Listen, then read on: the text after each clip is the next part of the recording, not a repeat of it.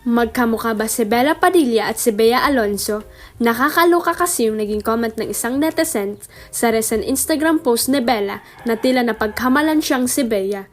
Sa post, ibinandera ni Bella ang isang matamis na mensahe para sa Swiss boyfriend na si Norman Bay dahil ipinagdiriwang ng couple ang ika-4th anniversary nila.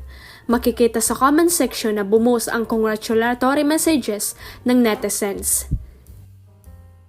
Pero agaw pansin ang komento ng isang IG user na tila gigil na gigil at binanggit pa ang pangalan ng aktor na si Dominic Roque. Tila inakala siguro ng netizen na si Bea ang nagpost. Bakit anniversary? Ano yung kay Dominic? Kaloka, nakakawalang respeto sa self. Crying face emoji, wika nang nag-comment. Nag-reply naman dyan si Bella ng 3 question marks. Kahit walang sinabi ang actress ay halatang takang-taka siya sa komento ng nasabing netizens. Bukod kay Bella, marami rin ang nag-react at karamihan sa kanila ay tawang-tawa sa nag-comment. Narito ang ilan sa mga nabasa namin. Color kika po, si Bella Padilla yan, hindi si Bea. Sana okay ka lang, laughing emoji. Hahaha, lasing ka ba o nakahay, laughing emojis. So funny, Bella po yan, not Bea.